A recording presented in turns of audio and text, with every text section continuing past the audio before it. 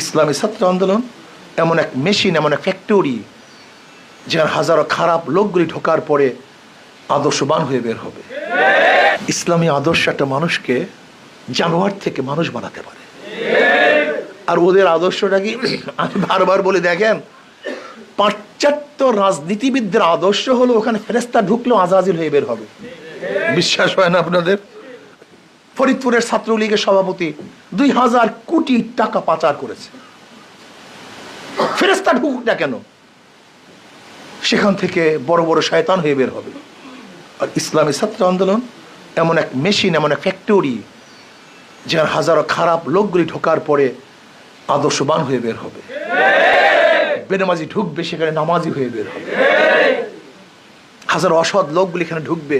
এই মেশিন এমন এক ভালো মেশিন, যেখানে ছাত্ররা ঢোকার পর আদর্শবান হয়, নীতিবান হয়, চরিত্রবান হয়, আখলাকি হয়, সেবাকার হয়। তারা মানুষের জন্য করার চেষ্টা করে, মানুষকে গড়ার চেষ্টা করে। আমাদের শায়খ মোর্শেদ বরাল্লাহ আমার কথা কি বলেছেন? নিজেকে পরিবর্তনের ভিত্তিতে সমাজকে পরিবর্তন করতে হবে।